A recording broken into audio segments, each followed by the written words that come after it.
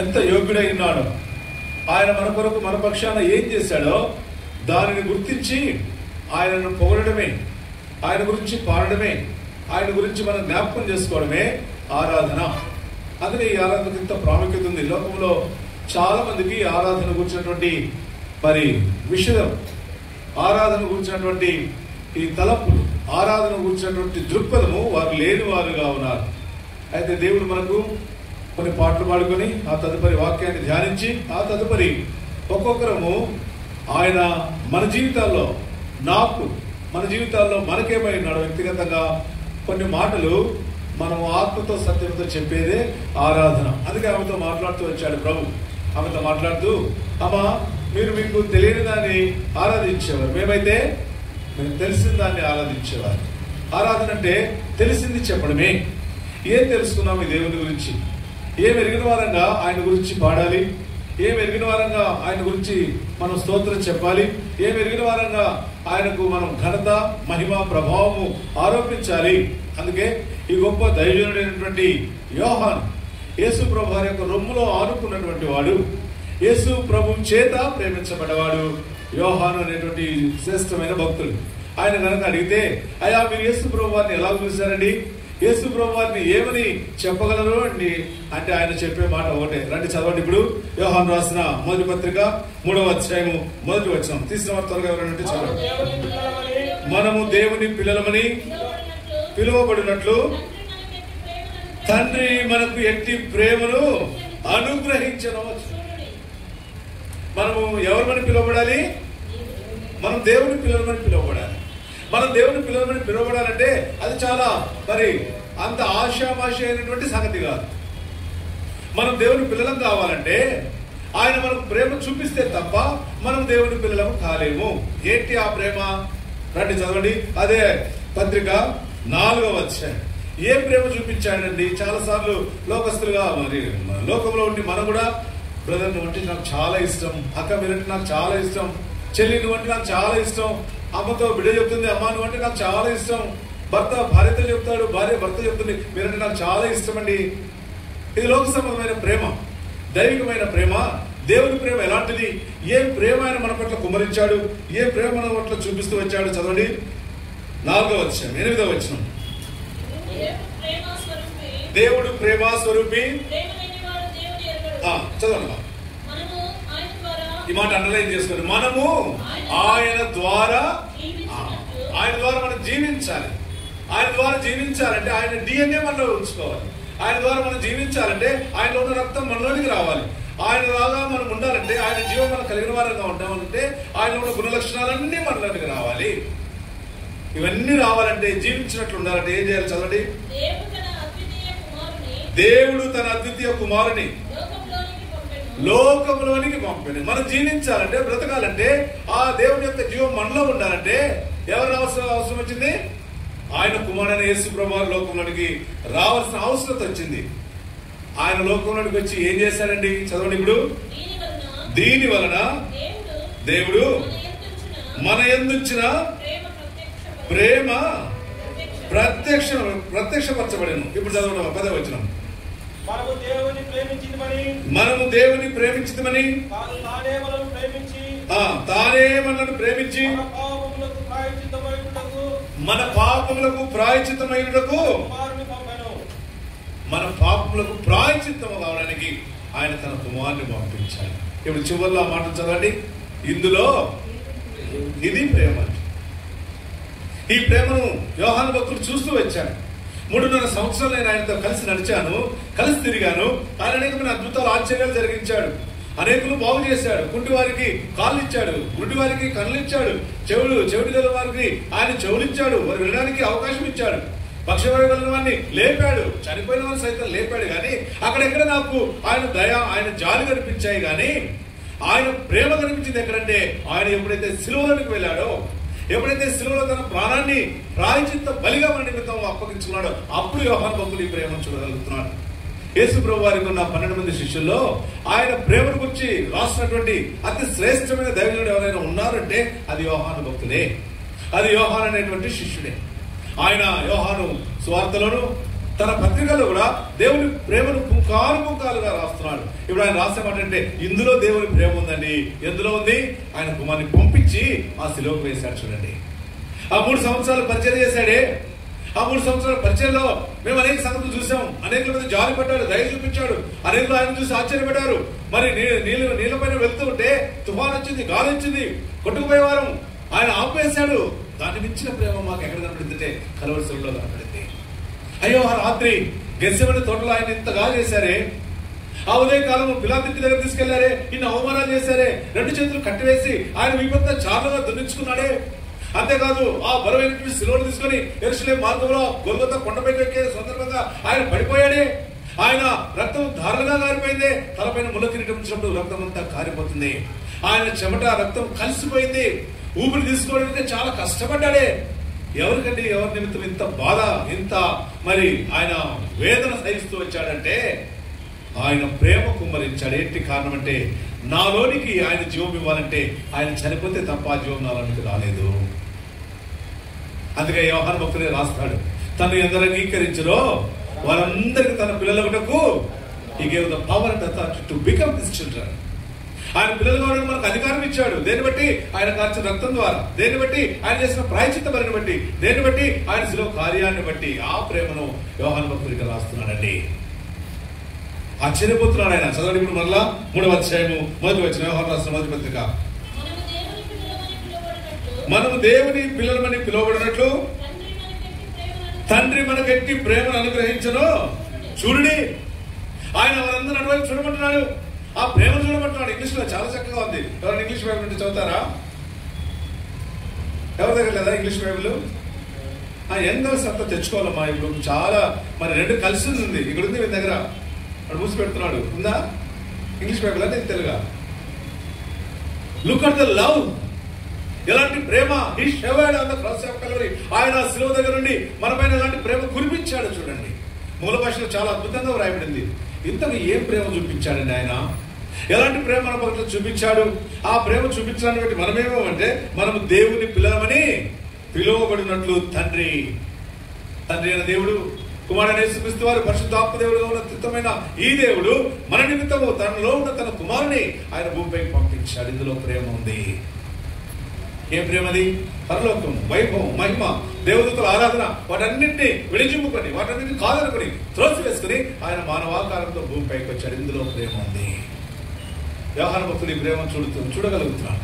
ఈ ఉదయకాలం మనం ఎందుకు ఆరాధించాలంటే, ప్రభా ఎంతగా నన్ను ప్రేమించావయ్యా. ఏ మానవుడు చూపించినటువంటి ప్రేమ నువ్వు నా పక్షాన్ని చూపించా. ఏ భర్త తన భార్య కొరకు చనిపోడు. ఏ భార్య తన భర్త కొరకు చనిపోరు. ఏ పిల్లలు తల్లిదండ్రుల కొరకు చనిపోరు. ఏ తల్లిదండ్రుల పిల్లల కొరకు చనిపోరు. అయితే మానవుడు ఓ స్త్రీగా పురుషులుగా నన్ను సృష్టించి నా కొరకు నీవు లోకంలోనికి మానవాకారం తెచ్చి నా కొరకు శిలువలో చనిపోయావు. ఈ ఉదయకాలంలో ఏమి ఇచ్చినా మీరు రుణం తీర్చుకోవాలి. నేనేం చేయగలనంటే, నీవు నాకు ఇచ్చావే ఈ ప్రేమ, నా పక్షాన్ని చూపించావే, దాన్ని బట్టి నన్ను కుమారుడుగా చేశావు, దాన్ని బట్టి నన్ను కుమార్తెగా చేశావు. నీవు ఇచ్చిన రక్షణను ఆధారం చేసుకుని ఆ రక్షణ పాత్రను చేతపట్టుకుని నేను ఆరాధిస్తాను ప్రభా. ఇప్పుడు దేవుని పిల్లలము అని పిలువబడుతున్నారంటే ఇంకొకరు పిల్లలు కూడా ఉండాలి. ఎవరి పిల్లలు? అపవాది సంబంధులు, దయ్యం పిల్లలు ఉంటారు. ఆదామును తన కుమారుడుగా చేశాడు. లూకా చాలా చక్కగా రాస్తాడు. రండి చదవండి. లూకా సువార్త, లూకా రాసినటువంటి సువార్త, లూకా రాసిన సువార్త 3వ అధ్యాయము 38వ వచనం చివరి భాగమున ఉంది. చదవండి. కేయినాను ఎనోషును, ఎనోషు షేతుకు, షేతు ఆదాముకు, ఆదాము ఎవరు కుమారుడండి? Adam is son of God. But what happened in the garden of Eden? ఆ తోటలో, ఏదైనా తోటలో ఏం జరిగిందంటే అక్కడ పాపం ప్రవేశించింది. సాతాను వారిని మభ్యపెట్టాడు. సర్పం రూపంలో వచ్చాడు. ఇది నిజమా అన్నాడు. పడిపోయింది. ఇప్పుడు చాలా మంది చేస్తున్నారు. ఏం చేస్తున్నారు? నేను పోతే వీడెందుకు బ్రతకాలా అని. అవి కూడా అలాగే అనుకుంటుంది. నేను ఎట్లా చేస్తాను? దేవుడు చెప్పాడు కదా, వీటిని తిరిగిన మీద ఇచ్చాముగా చేస్తానన్నాడు. నేను పోతున్నాను కదా. ఈయన కూడా ఎందుకు? ఆయన కూడా సంకలో పెట్టుకుంది. ఆయన కూడా ఇచ్చింది, ఆయన తిన్నాడు. అవును, చాలా మంది ఈరోజు రోల్ మోడల్గా పెట్టుకుంటారు. నేను పోతే నేను ఉన్నా పర్లేదు, వీడు ఉండకూడదని ముక్కులో దూది పెడుతున్నారు. వాడు తెలివైనాడు. ముక్కులో దూది పెడితే నోటితో గాలి పీల్చుకున్నాడు. వాడు బ్రతికి హాస్పిటల్కి వచ్చినాడు. సరే, అక్కడ సందర్భం ఏంటంటే దేవుని కుమార్తె అయినటువంటి ఆదాము హవ్వలు పడిపోయారు, పాపం చేశారు. They became the children of Satan. వారు అపవాది సంబంధులు. యేసు ప్రభు వారు యూదులతో మాట్లాడుతుంటే, మీరు అపవాది సంబంధులు, మీరు మీ తండ్రి సంబంధులు, వాడు అబద్ధికుడు, అబద్ధములకు జనకుడునై ఉన్నాడు. ఇలాంటి వారిని మార్చాలంటే మరలా తండ్రి అయిన దేవుడు తన కుమారుడైనటువంటి యేసు ప్రభు వారిని భూమిపైకి పంపించాలి. ఆయన ప్రాయశ్చిత్త బలి చేయాలి. ఆయన ప్రాయశ్చిత్త బలి ఎవరైతే అంగీకరిస్తారో, ఎవరైతే తమ పాపాలు ఆయన రక్తంలో కడుక్కుంటారో అట్టి వారికి దేవుని పిల్లలు అవడానికి ఆయన అధికారం ఇచ్చాడు. ఇప్పుడు దేవుని పిల్లలమైన మనమందరం ఇప్పుడు ఆయన ఆరాధించాలి. దేని కొరకు ఆరాధించాలంటే, ఇంత ప్రేమ చూపించావు ప్రభా. ఇలాంటి ప్రేమను చూపి లోకంలో 5 రకాల ప్రేమలు ఉన్నాయి. నేను ఇప్పుడు దానిలోకి వెళ్ళట్లేదు, మన భాగం కూడా కాదు. ఈ 5 రకాల ప్రేమను మించినటువంటి ప్రేమ మన ప్రభువైన యేసుక్రీస్తు వారు చూపించాడు. ఏ ప్రేమ చూపించాడు? రండి 5 సంగతులు చాలా క్లుప్తంగా ధ్యానం చేసుకుని ప్రభువును ఆరాధించే ప్రయత్నం చేద్దాం. ఇర్మియా గ్రంథం 31వ అధ్యాయము 3వ వచనం. ఇర్మియా 31:3 చదవండి, తీసుకున్నారు. చాలా కాలం క్రిందట యెహోవా నాకు ప్రత్యక్షమై ఇలాగనెను, శాశ్వతమైన ప్రేమతో. దేవుని ప్రేమ ఎలాంటి ప్రేమ అండి? శాశ్వతమైనటువంటి ప్రేమ. మానవుల ప్రేమ ఉంటుంది, భర్త ప్రేమ ఉంటుంది, భార్య ప్రేమ ఉంటుంది. It is a short lived love. అయితే దేవుని ప్రేమ ఎలాంటిది? Everlasting love. నేను నిన్ను శాశ్వతమైన ప్రేమతో నిన్ను ప్రేమిస్తూ ఉన్నాను. అక్కడ ఇంకో మాట ఉంది, విడువకని ఎడల కృప చూపించున్నాను. విడువగా ఉండేటువంటి ప్రేమ, శాశ్వతమైనటువంటి ప్రేమ. ఈ ప్రేమ మారినటువంటి ప్రేమ. ఏ రోజు కూడా చాలాసార్లు మానవులుగా, చాలాసార్లు మన కొందరితో బాగుంటే మన ప్రకృతి వారితో, దేవుని మందిరంలో కూడా మన ప్రక్కన ఉన్న వారితో కొద్ది రోజులు బాగుంటాం, ఆ తదుపరి మన ప్రేమలు మారిపోతాయి. But God's love is an everlasting love. దేవుడు మన పక్షాన ఎంత శాశ్వతమైన ప్రేమ చూపించాడంటే, ఆదామును సృష్టించినప్పుడు ఆదాము పడిపోయాడు, అవిధేయుడాడు. దేవుడు వదిలిపెట్టలేదు. దేవుడు కేక వేశాడు, ఆదామా నీవెక్కడా అని అడిగాడు. ఆ తదుపరి జనాంగాలన్నింటిలో మానవుడు పాపం చేస్తూనే ఉన్నాడు. ఆకాశాన్ని గోపురం కట్టుకోవాలనుకున్నాడు, మానవుడు అవిధేయుతున్నాడు, పడిపోతూనే ఉన్నాడు. మరి పెద్దవాడు చిన్నవాడిని చంపి నరహంతకుడైన మానవ జాతిని దేవుడు వదిలిపెట్టలేదు. యాజకులు పంపించాడు, ప్రవక్తలు పంపించాడు, రాజులు పంపించాడు, అనేకులు పంపించాడు. మానవుని యొక్క మనసు, మానవుని యొక్క గుణము మారట్లేదు. అందుకే చివరిగా తన ప్రియకుమారుని లోకంలోకి పంపించాడు. ఎంత అద్భుతమైన ఎవర్లాస్టింగ్ లవ్, శాశ్వతమైన ప్రేమ దేవుడు మన పక్షాన్ని చూపించాడండి. ప్రభా, ఈ ఉదయకాలం వాటికనే 2 ఏమిచ్చి మీరు రుణం తీర్చుకోగలను ప్రభా? ఏమిచ్చి మిమ్మల్ని ఆరాధించగలను ప్రభా? ఏమిచ్చి మిమ్మల్ని గణపరిచి శ్లాఘించి కొనియాడి, ఇదిగో మీ పాద సన్నిధిలో మీ పాదములు ముందాడి ఆ స్త్రీ చేసిందే విలువైన అత్తరుబడిని తీసుకుని వచ్చి ఈ ఉదయకాలంలో నా ఆరాధనని అత్తరుబడిని పగలగొట్టి మిమ్మల్ని ఆరాధిస్తాను ప్రభా. చాలాసార్లు మనం అనుకుంటాం, ఏదైనా ఇస్తే దేవుడికి సంతోషం ఉంటుందేమో. ప్రభుత్వమైతే దేవుని ఎలా సంతోషపెట్టగలమో రెండవ వర్తమానం చూసే ప్రయత్నం చేద్దాం. చాలాసార్లు మనం నా పెట్టుబోతలు ఏదైనా దేవుని ఇంటికి తీసుకొస్తే, లేకపోతే నాకున్న బంగారం, వెండి, నాకున్న ఆస్తి అంతస్తులు ఇస్తే దేవుడిని సంతోషపెట్టగలమా? దేవునికి ఇచ్చి ఆయన ఆనంద పెట్టగలమా? ఏమి అక్కర్లేదు. ఆయన ఒక మాట అంటాడు, భూమి దాని సంపూర్ణత నాది. ఆ కొండల మీద ఉండే 1000 పొట్టేళ్లు నావి, వెండి నాది, బంగారం నాది, సమస్తమును ఆయన మూలమున, ఆయన ద్వారా, ఆయన కొరకే సృష్టించబడ్డాయి. You cannot give anything for him. ఏమిచ్చి ఆయన్ను ఆరాధించలేవు. ఇవ్వగలిగింది ఒకే ఒకటి ఉంది. ఏమున్నది? ఈ స్త్రీ విలువైన అత్తరుబుడ్డి పగులుగొట్టి నన్ను ఆరాధించింది. ఇది లోకమంతా ప్రచురిస్తుంది. ప్రియ సహోదరి సహోదరుడా, నీ ఆరాధన కొరకు ప్రభు తొంగి చూస్తున్నాడు. చదువు మాట, యోహాను సువార్త 4వ అధ్యాయం. యోహాను సువార్త 4వ అధ్యాయము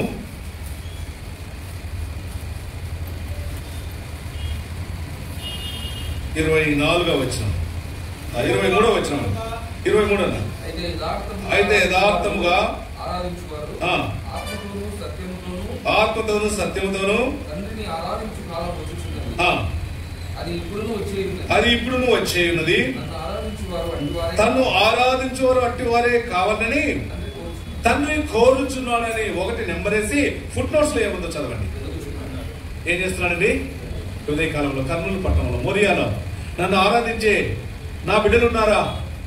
నన్ను గణపరిచేవారు నా బిడ్డలున్నారా? ఆత్మతో సత్యంతో ఆరాధించేవారు ఉన్నారని ప్రభు ఎదురు చూస్తున్నాడు. దేని కొరకు ఆరాధించాలంటే, ప్రభా ఐ రెండర్ మై వర్షిప్. దేనికంటే నన్ను నీ బిడ్డగా చేసుకున్నావా, నీ కుమార్తెగా, నీ కుమారుడుగా చేసుకున్నావు. దేన్ని బట్టి? నీవు చూపిన ప్రేమను బట్టి. ఏంటి ఆ ప్రేమ? కల్వరి శిలువ ప్రాయశ్చిత్త ప్రేమను బట్టి. నీ కుమారుని బలి చేశావు, నీ కుమారుని చంపేశావు, నన్ను బ్రతికించావు ప్రభా. ఏమిచ్చి రుణం తీర్చుకోలేను. శాశ్వతమైన ప్రేమతో నీవు నన్ను ప్రేమించినందుకు నిన్ను ఆరాధిస్తున్నాను. రెండవది చదవండి, హోషేయ గ్రంథం 14వ అధ్యాయము 4వ వచనం. Book of Hosea chapter 14 verse 4. హోషేయ 14:4. వారు విశ్వాసఘాతకులు కాకుండా వారి మీదనున్న నా కోపం చల్లారెను. మనస్ఫూర్తిగా వారిని స్నేహితును. తెలుగులో అట్లుంది, ఇంగ్లీష్ లో మూల భాషలో ఏముందంటే ఐ లవ్డ్ యూ ఫ్రీలీ. ఎలా ప్రేమించాడంట? ఉచితంగా ప్రేమించాడట. ఇంగ్లీష్ బైబిల్ ఉన్న వాళ్ళు చూడండి, I have loved you, I have loved the freely. ఒకవేళ దేవుని ప్రేమను కొనుక్కునేవారంటే మన దేశంలో మొదట ఎవరు కొనుక్కుంటారు చెప్పండి? ఎవరు కొనుక్కుంటారు? టాటాలు ఉన్నారు, బిర్లాలు ఉన్నారు, అదాని ఉన్నాడు ఇప్పుడు, అవునా కదా? కర్నూలులో అయితే ఇప్పుడున్న ఎమ్మెల్యేలు, ఎంపీలు, మినిస్టర్లు కొనేవారు. మనకు ఒక ముక్క కూడా ప్రేమ దొరికేది కాదు. అయితే దేవుని ప్రేమ ఎలాంటిది? He loved us with free love. ఆయన మనం ఉచితంగా ప్రేమించాడు, ఊరికే ప్రేమించాడండి. నువ్వేమి ఇవ్వలేదు, నేనేమి ఇవ్వలేదు, ఆయన మనల్ని ఊరికే ప్రేమించాడు. హి లవ్డ్ us ఫ్రీలీ. ఎవరైనా ఇంటికి వెళ్ళిన తర్వాత మళ్ళీ ధ్యానం చేసుకుని చదువుకోండి. ఉచితంగా ప్రేమించాడంట. ఇంగ్లీష్లో మూల భాషలో మాట. నేను మిమ్మల్ని ఎలా ప్రేమించాను? మొదటిది శాశ్వతమైన ప్రేమతో ప్రేమించాను. రెండవది చాలా ఉచితంగానే నేను మిమ్మల్ని ప్రేమించాను. ఎంత ఉచితమైన ప్రేమించాడండి మనల్ని. ఎంతగా మనల్ని ప్రేమించాడంటే నేను ఊరికే ప్రేమించాను. తెలంగాణ సైడ్కి పోతే ఉత్త పుణ్యానికే ప్రేమించాడండి. ఏమంటారు వాళ్ళు? పుట్టి పుణ్యాన్ని ప్రేమించారు. మన దేవుడు, మన ప్రభువైన యేసుక్రీస్తు వారు ఆయన ఊరికే మనల్ని ప్రేమించాడు. నేనేం అడగలేదు. అందుకే ఆయన అడుగుతున్నాడు, నా కుమారుడా, నా కుమార్తె నీ హృదయం నాకు ఇమ్ము అని. ఆయన ఊరికే ప్రేమించాడు. రెండవ మాట చదువుకుందాం, చాలా దివ్యమైన మాట. లూకా సువార్త 19:9. లూకా రాసిన సువార్త 19వ అధ్యాయము మొదట 5వ వచనం చదవండి.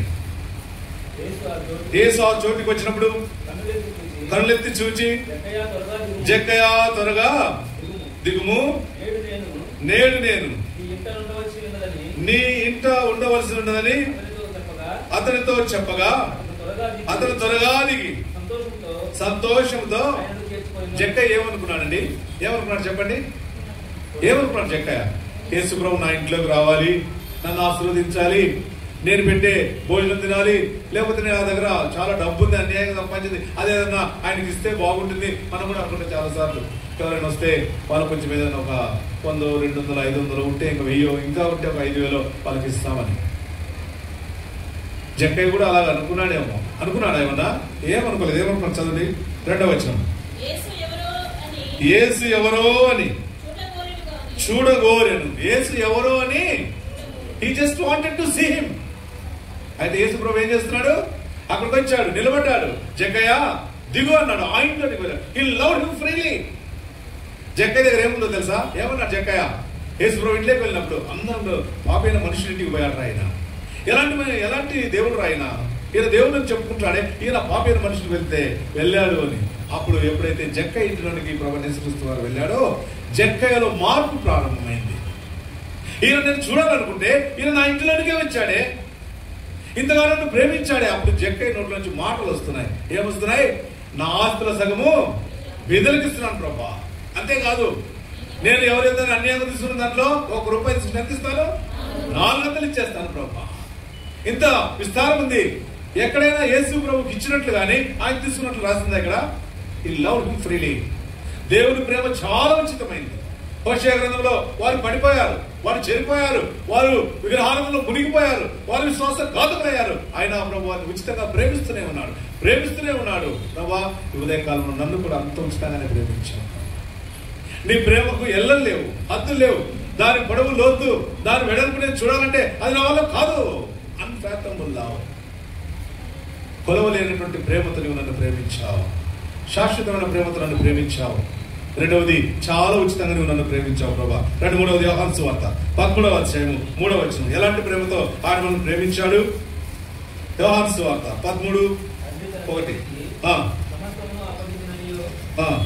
తాను ఈ లోకం నుండి తండ్రి యొద్దకు వెళ్ళవలసిన గడియ వచ్చినని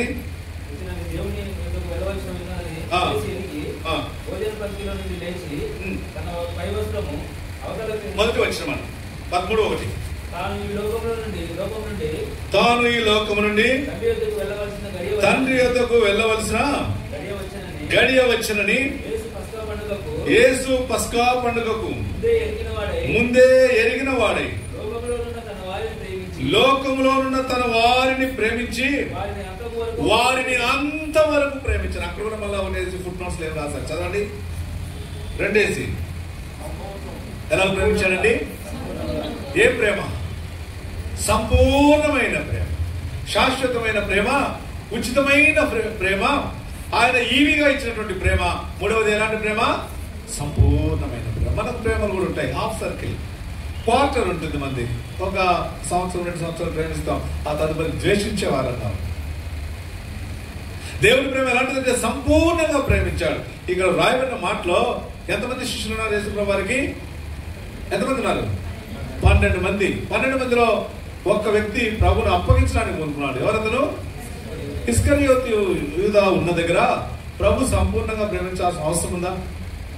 వీడు దొంగ, నన్ను అప్పగించేవాడు.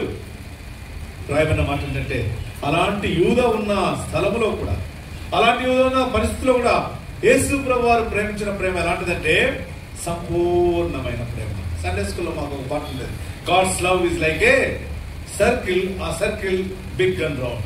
దేవుని ప్రేమ ఒక వృత్తం లాంటిది, అది సంపూర్ణమైంది, అది చాలా పెద్దగా ఉంటుంది, అది వృత్తాకారంలో ఉంటుంది అనే పాట ఉంది. దేవుడు మనల్ని ఎలా ప్రేమించాడంటే సంపూర్ణంగా ప్రేమిస్తాడు, శాశ్వతమైన ప్రేమతో ప్రేమించేవాడు.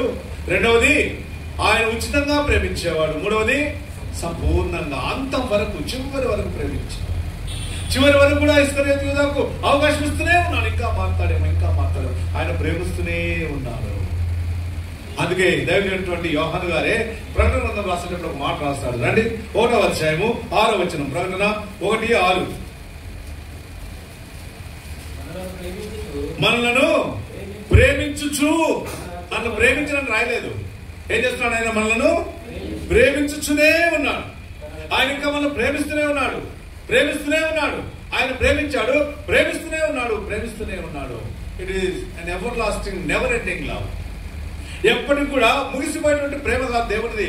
ఆయన ప్రేమ ముగింపు లేనటువంటి ప్రేమ. ఆయన ఆరంభిస్తాడంతే, అది ముగింపు ఉంటుంది ఆ ప్రేమ.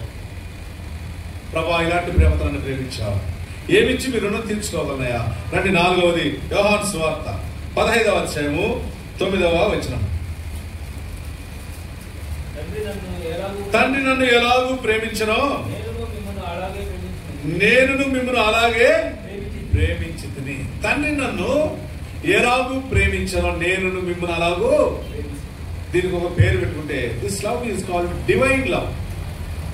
లోకంలో భార్యకు భర్తకు మధ్యలో ప్రేమ ఉంటుంది, భర్తకు భార్య మీద, భార్యకు భర్త మీద, తల్లిదండ్రులకు పిల్లల మీద, పిల్లలకు తల్లిదండ్రుల మీద, సహోదరులకు సహోదరుల మీద, సహోదరులకు సహోదరుల మీద, అన్నదమ్ముల మధ్యలో, పొరుగు వారి మధ్యలో, మీరు చదువుకునే స్థలాల్లో, పనిచేసే స్థలాల్లో ఉండే ప్రేమలు అనేకం ఉన్నాయి. కానీ there is no love of this kind which is divine love. దైవికమైనటువంటి ప్రేమ. ఏం చేస్తుంది దైవికమైన ప్రేమ అంటే, అయ్యా ఇదిగో వారు ఉమ్మి వేస్తున్నారు, నా కుమారుడు సహిస్తాడు. వారు ఆయన వెంటనే లాగి వేస్తున్నాడు, my son is capable of bearing it. నా కుమారుడు దాన్ని సహిస్తాడు. అయ్యా ఒకవేళ నేను కనుక ప్రార్థన చేస్తే 12 వ్యూహాల కన్నా అధికమైనటువంటి వారు పర్లోకం దిగి వచ్చి వీరిని ఊరికే చంపేస్తారు. I'm not going to do that. నేను అది చేయను. ఏంటి కారణం అంటే this love is divine love. ఇది దైవికమైన ప్రేమ. మనిషిని చంపే ప్రేమ కాదు, మనిషిని బ్రతికించేది, మనిషిలో జీవాన్ని ఇచ్చేటువంటి ప్రేమ. వారు కొరడాలతో కొడుతుంటే ఈయన విదిల్చుకోగలిగితే. ఆ రాత్రి ఒక అద్భుతమైన సన్నివేశం చెప్పనా మీకు. గెస్సిమేనె తోటలోకి ఆయన వెళ్ళినప్పుడు సైనికులు, మరి ఆయనతో కూడా వచ్చిన అనేకమైనటువంటి యూదులైన వారు, రోమా సైనికులైన వారు, వారు గుదియలతో కర్రలతో ఆయన దగ్గరకు వచ్చినప్పుడు, ఆయన వారిని ఇలా చూసినప్పుడు, ఆయన మాట వచ్చినప్పుడు వారు వెనక్కి విరిగి నడుములు విరిగి పడిపోయారంట. యోహాను సువార్త రాసిన మాట. అలాంటి శక్తి, అలాంటి బలం కలిగిన దేవుడు. అందుకే ఆయనకు ఒక పేరు ఇచ్చాడు, ఆలోచనకర్త, బలవంతుడైన, ఈజ్ మైటీ గాడ్. అలాంటి దేవుడు ఎందుకంటే శిలువలో ఊరికే ఉత్తపుణ్యానికి సిలువ వేయబడాలి? అలాంటి దేవుడు ఎందుకు ఊరికే ఉండాలి? ఆయన తలపైన ముళ్ళకిరీటం ఇచ్చినప్పుడు ముళ్ళకిరీటం తీసివేయచ్చు కదా. ఆయన 2 చేతుల్లో చీరలు కొట్టినప్పుడు, ఆయన 2 పాదంలో ఒక చోట మోపి ఆయన పాదంలో చీరలు కొట్టినప్పుడు ఈ దేవుడు plug it out very easily. ఒక మాట చేత ప్రపంచాన్ని సృష్టించాడు, మాట చేత ప్రపంచాన్ని నిర్వహిస్తున్నాడు. ఆ దేవునికి ఈ చీరలు విడిపోను కాకంటే పోవవి. అందుకే ఒక భక్తుడు ఒక అద్భుతమైన సన్నివేశాన్ని చిత్రీకరించి ఒక సిలువ వేసి దానిపైన ఒక ఎర్రని బట్ట వేసి, this is the love of God, ఇది దేవుని ప్రేమ. ఏంటి ఆ ప్రేమ అంటే, it is not the nails that kept him on the cross of Calvary, it is the love of God that kept him on the cross of Calvary. అర్థమైందా మీకు? చీరలు యేసు ప్రభువుని శిలువ మీద బంధించి ఉంచలేవు. అయితే ఏం బంధించిందంటే దైవికమైన ప్రేమ ఆయన బంధించి వేసింది. ఎబ్రిల్ రాసిన పత్రిక 10:5 నీవు నాకు శరీరం అమర్చితివి, నేను వెళ్ళిపోతున్నాను ప్రభా, నీ చిత్తము జరిగించడం నాకు ఇష్టము. That gives me the delight, that gives me the joy. దైవికమైన ప్రేమ వర్షించావు ప్రభా. What can I render this morning? ఏమిస్తాను ప్రభా? నా దగ్గర ఏం లేదయ్యా. ఆ స్త్రీ తనకున్నదంతా ఇచ్చి అత్తరు బరిని తీసుకొచ్చింది. ఉదయకాలంలో ఆరాధన అత్తరు బరిని తెచ్చాను ప్రభా. ఆరాధన అత్తరు బరిని పగలగొట్టి ఇదిగో ఈ మరియాలో ఈ సువాసన జరుగుతాను. ఆరాధన శాశ్వతమైన ప్రేమ, రెండవది ఉచితమైన ప్రేమ, మూడవది సంపూర్ణమైన అంతవరకు ప్రేమించేటువంటి ప్రేమ, నాలుగవది తండ్రి నన్ను ఎలాగో ప్రేమించాడో నేను మిమ్మల్ని అలాగే ప్రేమించాను. ఆ సైనికుడు కుడి ప్రక్కన పొడిస్తే రక్తము నీళ్లు కారణం. ఏ ప్రేమ అంటే ఇది? రక్తమంతా చిందించబడింది, ఆఖరికి నీళ్లు కూడా మన కొరకు that is the love of God. అది దేవుని యొక్క దైవికమైనటువంటి ప్రేమ. చివరి 5వ చూసుకుని 6వ ప్రవేశం గలతీయులకు రాసిన పత్రిక 2వ అధ్యాయం 20వ వచనం. గలతీ 2:20. నేను క్రీస్తుతో కూడా సిలువ వేయబడి ఉన్నాను, క్రీస్తే నా యందు జీవించుచున్నాడు. నేను ఇప్పుడు శరీరమందు జీవించుచున్న జీవితము నన్ను ప్రేమించి నా కొరకు తను తాను. This is called the sacrificial love. ఇది త్యాగంతో సమర్పణతో కూడుకున్నటువంటి ప్రేమ. ఏ మానవుడు చూపించలేని, ఏ మానవుడు చేయలేని యజ్ఞము యాగంతో కూడుకున్నటువంటి ప్రేమ సాక్రిఫిషియల్ లవ్. శాశ్వత ప్రేమతో ప్రారంభించి సాక్రిఫిషియల్ లవ్తో ముగిస్తూ వచ్చారు ప్రభు యేసుక్రీస్తు వారు. ఈ 500 ప్రేమతో నన్ను ప్రేమించావు ప్రభా. ఎందుకు ప్రేమించారో తెలుసా? యేసు ప్రభు వారు ఆయన సారూప్యము నీలో నాలో రావడానికి. ఆయన ఎలాగున్నాడు, ఆయన ఎలాంటి భక్తుడో, ఆయన ఎలాంటి నీతిమంతుడో, ఆయన ఎలాంటి శ్రేష్టమైన గుణలక్షణాలు కలిగిన వాడుగా ఉన్నాడు. నీవు నేను అలాగే కావాలి. అందుకే పౌలు అపోస్తలుడు అంటాడండి, నేను క్రీస్తును పోలి నడుచుకొని వచ్చినాను. I'm like Christ. ఈ కర్నూలు పట్టణంలో మీరు చాలా సందర్భాల్లో రోడ్డు పైన స్వార్థ ప్రకటిస్తే ఎంత ముచ్చటేస్తుందో, ఎంత ఆనందపడుతుందో. దేవుని బిడ్డలు వీరు యేసు ప్రభు సారూప్యానికి వచ్చిన వారు. చాలా చిన్న మంద, ఆయన చాలా ఘనంగా స్వార్థ ప్రకటించే సందర్భంలో యేసుక్రీస్తు యొక్క సారూప్యం నుండి వచ్చినటువంటి సంఘము, యేసుక్రీస్తు సారూప్యం ఉన్నటువంటి బిడ్డలు. ఏంటి కారణం అంటే తట్టుకోలేవు, ఊరికే ఉండలేవు. వాడు కొట్టినా తిట్టినా, వాడు ఎన్ని చేసినా, లాగి వేసినా, మన ముఖం మీద ఉమ్మి వేసినా ప్రభువును జ్ఞాపకం చేసుకుంటూ స్వార్థ ప్రకటించాలి. That is called worship. అది ఆరాధన అంటే. ప్రభా, శాశ్వతమైన ప్రేమతో నన్ను ప్రేమించావు. కేవలం నన్ను ఉచితంగానే ప్రేమించావయ్యా. సంపూర్ణంగా అంతవరకు నన్ను ప్రేమిస్తూనే ఉన్నావు. దైవమైన ప్రేమతో నన్ను ప్రేమించావు. అంతేకాదు, నీ ప్రాణాన్ని ఇచ్చివేసి నన్ను కొనుక్కోవడానికి నీవు త్యాగ సహితమైన ప్రేమ. అందుకే దైవం తట్టుకోలేక ఓ పాట రాశాడండి, త్యాగ సహిత ప్రేమ చూపి శిలువలో నన్ను విడిపించావు బ్రహ్మ. మన కర్నూలు నంద్యాల దగ్గరలో ఒక దైవజనుడు ఉండేవాడు, బీజే పాలని. దైవజనులు భక్సింగ్ గారితో ఉండేవాడు. భక్సింగ్ గారు వర్తమానం చెప్పగానే ఆయన కింద కూర్చొని పాట రాసేవాడు. ఆగస్టు 15 వచ్చినప్పుడు మరి భారతదేశం అంతా కూడా ఒక మహానుభావుల గురించి మాట్లాడుతుంది. ఈయన జాతికి తండ్రి, ఈయన ఎంత త్యాగం చేశాడు, ఈయన ఎంత మరి భారతదేశం కోసం ఎన్ని తాను సమర్పించుకున్నాడని రాసేటప్పుడు ఈ దైవజనుడు ఊరికి ఉండలేకపోయాడు. ఆయన గుండె బ్రత్తలైపోయింది. అప్పుడు రాశాడు ఒక పాట, ప్రేమామృతధారలు చెందిన మన యేసుకు సమానుడు. ఒక గాంధీ మన యేసుకు సమానం కాలేడు, ఒక నెహ్రూ సమానుడు కాలేడు, ఒక ప్రధానమంత్రి సమానుడు కాలేడు, ఒక రాష్ట్రపతి సమానురాలు కాలేదు. This is the love of Christ. ఏమిచ్చి నీకు అర్పించగలను ప్రభా, ఏమిచ్చి నిన్ను సంతోషపెట్టగలను ప్రభా. నా ఆరాధన ఉదయకాలం తీసుకొస్తున్నా. మొరియాలో నిన్ను ఆరాధించడానికి నాకు ఇచ్చిన ఈ గొప్ప ధన్యతకై ఏమిచ్చినా మీరును తీర్చుకోలేను. ఎందుకు చేశాడు ఇవన్నీ? ఏదంతా ప్రేమ ఎందుకు చూపించాడు? ఒక్క మాట చదువుకొని మనం ఆరాధన ప్రవేశిద్దాం. పేతురు రాసిన 2వ పత్రిక 1వ అధ్యాయం 4వ వచనం మధ్యలో చివరిలో ఉంది. ఆ మాట చదవండి. పేతురు రాసిన 2వ పత్రిక 1:4. చదవండి. ఆయన మనకు అమూల్యమును అత్యధికమునైన వాగ్దానమును అనుగ్రహించి ఉన్నాడు. విలాసమును అనుసరించడం వలన లోకమున్న భ్రష్టత్వమును ఈ వాగ్దానముల మూలంగా మీరు తప్పించుకొని దేవ స్వభావమందు we must be partakers in divine nature. అందుకే దైవికమైన ప్రేమ ఎందుకు కుమరించాలంటే you must be part of divine nature. దైవికమైన సారూప్యంలో నేను రావాలంటే ఇది అవసరమైంది ఈ ప్రేమ. అందుకే యోహాను భక్తులు రాస్తూ వచ్చాడు, ఆయన మనకి ప్రేమను అనుగ్రహించిన చూడండి. Look at the cross of Calvary. ఆయన ప్రేమను చూడండి, ఎలాంటి ప్రేమ, 500 ప్రేమతో మనం ప్రేమించాడు. అందుకే మనం ఆరాధించడానికి బద్దులంగా ఉంటున్నాం. అట్లు ఈ మాటల చేత ఆత్మతో సత్యంతో మనం ప్రభువును ఆరాధించుతుందాక.